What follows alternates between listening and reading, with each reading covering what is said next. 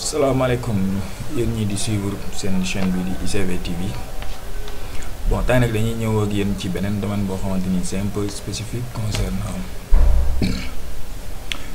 gars yi yàgg nañ koo laajte surtout les développeurs ñi nga xam ne ñoom ñooy bëgg di coder ay site internet avec benn CMS boo xamante ni yaakaar naa ne ñëpp ci ñoom war nañ ko xam muy WordPress. Donc tey dañuy ñëw ak yéen ci nan lañ koy installer en local nan la ñuy procéder pour am WordPress suñu machine en local ba nga xam ne du laaj ñuy connecté wu à l'internet pour mën ko manipuler. Donc dañuy ñëw wax leen nan ngeen di def ba installer WordPress en local ngir am ko seeni machine nan la ñuy importer thème ak nan la ñuy def ba defar benn projet ensemble, un projet bi nga xam ne dinañu utiliser benn thème boo xam ne ñëpp war nañ koo xam yéen ñi nga xam ne yéen ngi utiliser WordPress pour defar ay site e-commerce. Comme niñ ko yàgg di waxee yenn ci ay internet ñoom ñoo ko demandé, donc dañuy def le tout pour répondre seen question boobu noonu laataa ñuy dugg ak yéen ci yeneen domaine yeneen astuces yu bees. Donc on va bientôt démarrer, donc mën ngeen abonné waale chaîne YouTube, like vidéo yi aussi di partager en même temps mën ngeen commenter su fekkee am na lu ngeen mën ngeen commenter su fekkee am na lu ngeen bëgg a laaj. Donc on va démarrer, voilà léegi dañuy commencer comme ni ma ko waxee woon sànq rek, comme yéen ñi nga xam ne yéen a taamu di ñu suivre ci chaîne bi ñoo leen di wax ngeen abonné, liker, partager aussi. Je crois que am na solo ndaxte ñu bëri ci yéen ñoo ñuy topp di ñu suivre, donc ñun tamit duñu taay ci def yenn vidéo saa yu ñu amee possibilité bi wala saa yu ñu amee temps. Donc comme ni ma leen ko waxee, bon WordPress nag benn framework boo xam ne la c'est tellement populaire, ñi koy utiliser bari nañ. Mën nañu wax ne sites yi bari ci actuellement dans le monde entier sont conçus à l'aide de ce CMS framework WordPress. Voilà.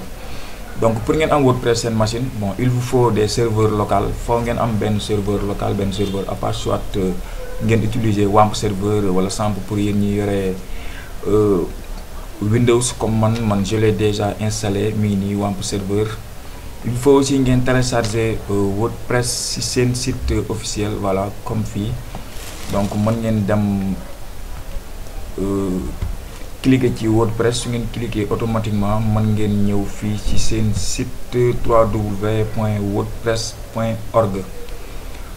Voilà fii nii boo xoolee WordPress c'est en anglais, donc mën ngeen ñëw fii avant ngeen def WordPress mën ngeen def fr.wordpress.org ngeen mën ko am ci en français.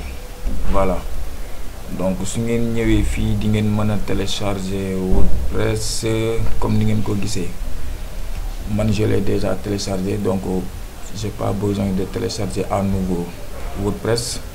Voilà léegi téléchargé naa sama benn WAMP serveur, benn serveur local. Téléchargé naa aussi sama WordPress, je pense que mu ngi fii. Voilà je l'ai déjà téléchargé mi ngi nii. Donc soo ko téléchargé nii lay ñëwee en format zip. Donc format zip bi yow après laata nga koy yóbbu say projet da nga koy DJP pour nga am fichier normal bi nga xamante ni di nga ko mën a utiliser à travers sa machine, à travers sa biir serveur WAMP. Donc man li may def mooy damay dem lancer sama serveur local WAMP. Donc ma lancer WAMP tuuti bàyyi ko mu activé wu. Comme ni ngeen ko gisee nii su ngeen ko lancer di ngeen gis seen logo bi nii ci suuf. Actuellement nii WAMP serveur n'est pas encore activé parce que mu ngi en couleur rouge. Voilà am naa WAMP serveur en couleur orange, ça veut dire que léegi WAMP serveur pare na pour tourner localement dans ma machine. Donc li may def mooy damay jéem a dem fi nga xamante ni foofu la télécharger WordPress, ma daal di ko décompresser, extraire tout WordPress. Ça veut dire que dama koy extraire ci fichier WordPress bi nga xamante ni boobu la ñëwee woon. Voilà ñu xaar tuuti extraire bi pare. voilà c'est un peu lent. Voilà, c'est déjà fait mi ngi nii comme ni ngeen ko gisee nii léegi li may def mooy damay dem renommer ko ma def ci e-commerce. Je pense que c'est 2M. Voilà, e-commerce loolu lay tuddee suñu projet bi. léegi su ma ko DJP ba pare damay dem yóbbu ko ci sama dossier WAMP. léegi pour ma dem sama dossier WAMP bi damay ñëw fii sa PC, ma dem sama disque local C, ma dem dossier, voilà mi ngi nii WAMP 64. Après su ma demee WAMP 64, il y a un dossier nommé 3W. Si c'est 100%, c'est htdocs, mais man WAMP laa utilisé, donc damay ñëw ma coller ko fii nii. Voilà, su ma ko coller fii nii di ngeen gis ne su ma ko coller fii di ngeen gis ne WordPress dina nekk ci sama biir fichier. Document bi ça fait 52,28 mégaoctets au total. Voilà, 52, quelques mégaoctets. Voilà.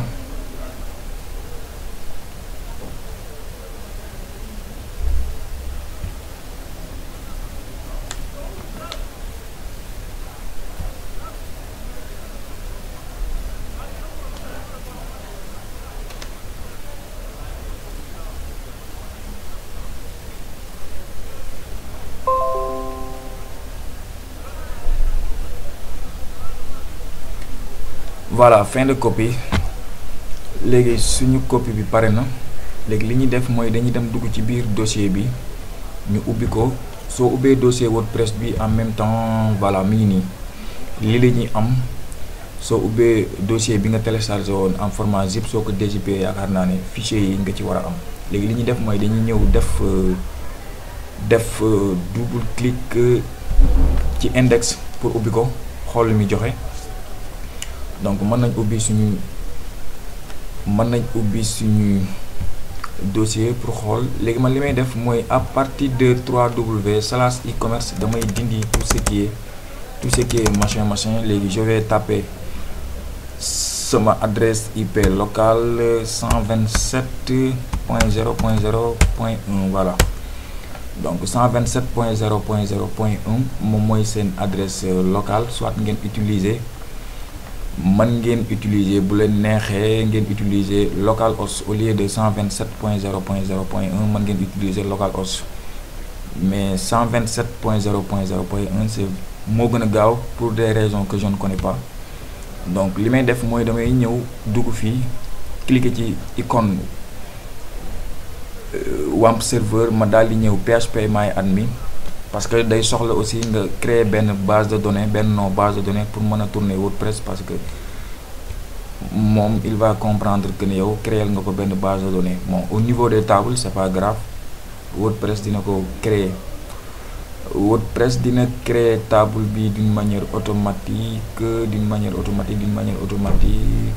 Voilà mi ngi nii am ngeen fii seen tableau de bord de connexion via seen base de données mi en langue française. Bienvenue dans phpMyAdmin bi nga xam ne c'est une base de données, c'est un SGBD. voilà, utilisateur bi bon mën nañ ko tuddee route pour ne pas oublier. donc fii nii jarul ngeen choisir mot de passe, da ngay ñëw automatiquement cliquer sur exécuter. léegi soo cliquer sur exécuter dina la andi ci tableau de bord phpMyAdmin comme ni ngeen ko gisee nii. voilà, fii yaakaar naa ni am nañ fii des bases de données qui sont déjà créées comme ni ngeen ko gisee. léegi man li may def mooy damay créer sama benn nom pour base de données bi, parce que loolu moo may permettre ma mën a am fu ma stocké yenn ci ay données. donc damay def e-commerce laa koy tuddee. ici je vais choisir pourquoi pas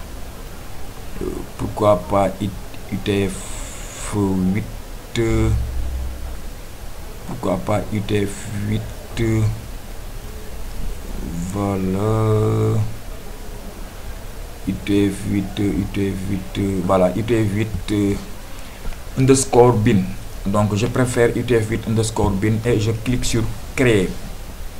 Voilà, c'est génial. Ici j'ai créé le nom de ma base de données que je vais utiliser pour faire tourner WordPress. Donc base de données bi créé naa ko. léegi li may def mooy damay demaat sama navigateur fi nga xam ne foofu laa lancé WordPress.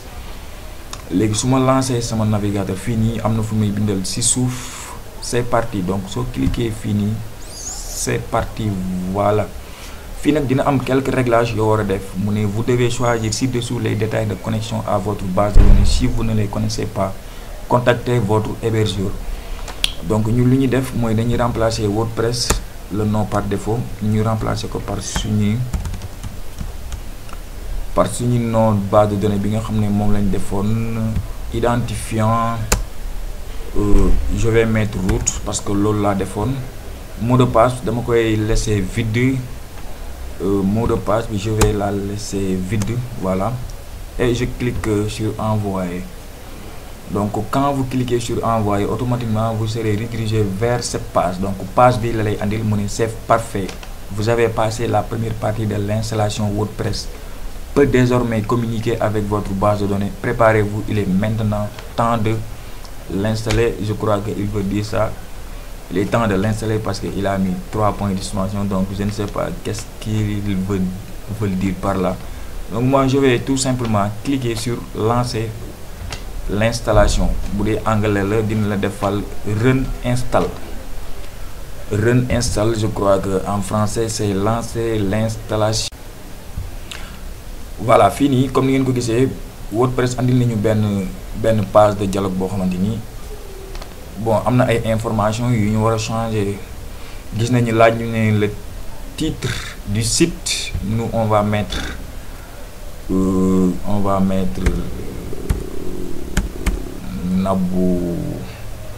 Nabouja Shop, pourquoi pas Nabouja Shop. Identifiant, il m'a mis M5, donc je vais mettre Nabouja. Voilà, en plus WordPress m'a généré un mot de passe par défaut que je vais copier et coller quelque part. Donc je vais mettre CTRL plus C. Je vais sortir complètement. ma ñëw créer benn fichier txt.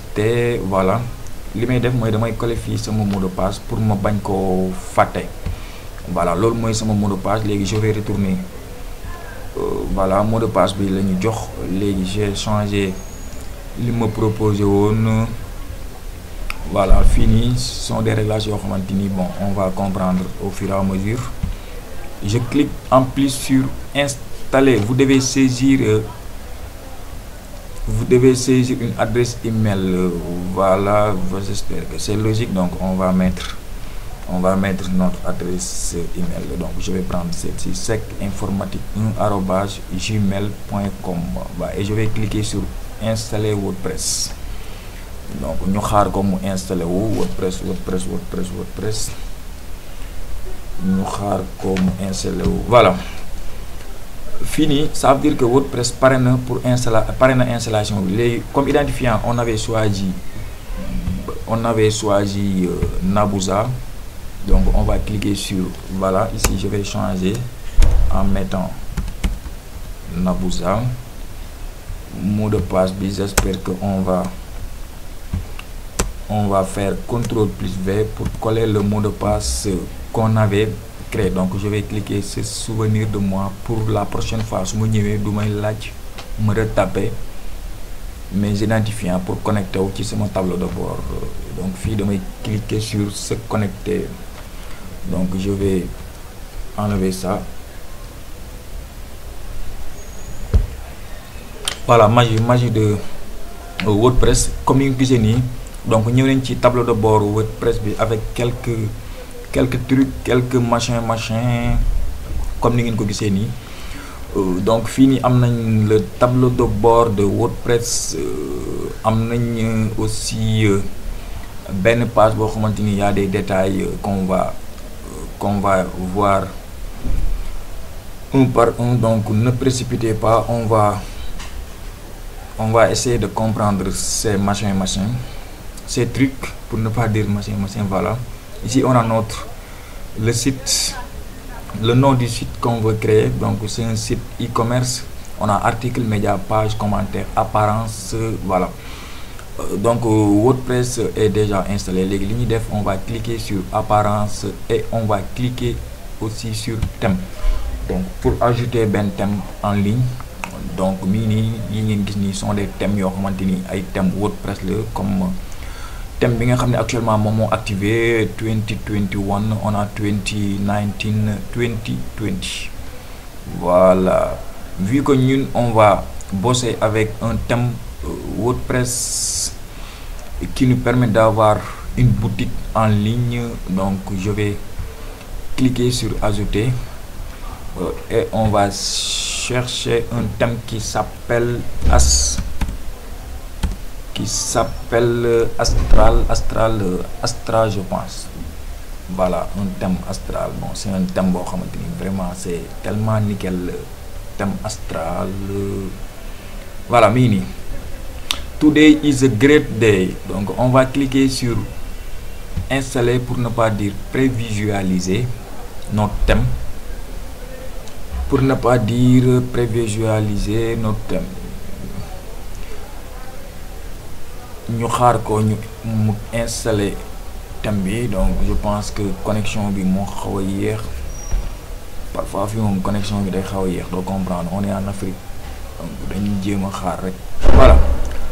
Le thème est déjà installé. Build your website with Astral. Donc on va cliquer sur activer à nouveau. On va cliquer sur activer.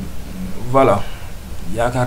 On a activé le thème Astral. Donc on clique sur le thème. En plus, on va cliquer sur option d'Astra, c'est-à-dire les options d'Astra, parce que Astra nekkul ne ay site e-commerce kese lay def, am na yeneen yoo xamante ni mu ngi koy def. Léegi damay cliquer sur modèle de site pour voir.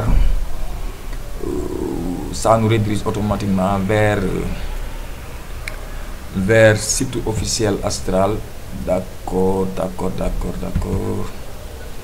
Je comprends bien.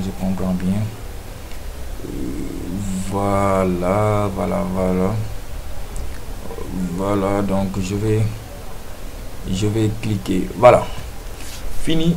Là ñu sélectionner ben page builder. Select page builder. Comme ni nga xamé, page builder mom moy un constructeur de page.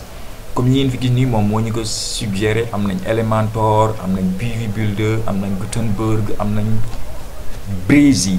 C'est pas Breezy wala Breezy. Donc personnellement je vous recommande d'installer Elementor parce que c'est un truc que j'aime bien, c'est mon bro. Elementor, c'est mon bro. Donc voilà. Donc je vais choisir le thème que je veux importer. Voilà, ça est là.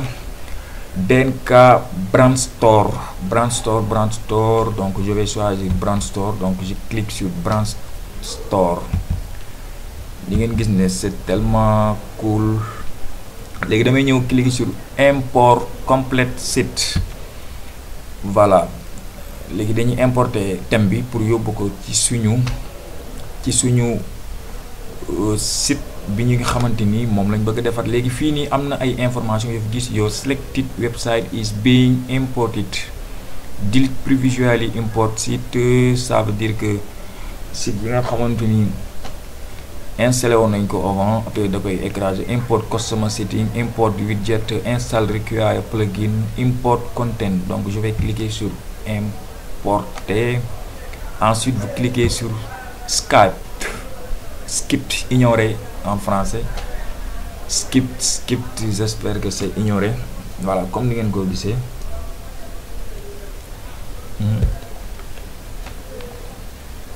L'importation, je pense que ça va durer parce que connexion bi mo xaw yeex nak. Donc on ñoy djéggalu parce que connexion bi dafa xaw yeex. Donc nañ ko xaar mu installé wu. nañ ko xaar mu installé wu en attendant ñu xaar ko mu installé wu en attendant. Warning: static template import process is not complete. Don't close Windows until import is complete. Do you still want to leave the Windows? Bon, pourquoi pas. Donc je vais sélectionner tous ces trucs, voilà. Pourquoi the import process can take a few minutes depending on the size of the site and speed of the connection. Voilà, fii nee na importation bi mën na jël quelque temps, ça dépend ci taille site bi ñu thème bi ñu bëgg a importer wala ci lenteur connexion bi. Donc please do not close this browser Windows until the site is imported completely. Voilà, ñu xaar ko, ñu xaar site bi mu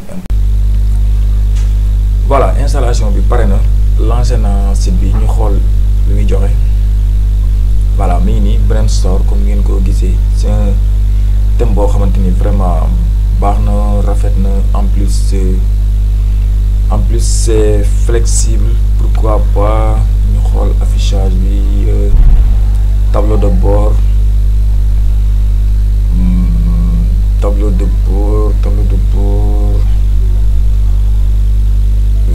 visiter, aller sur le site,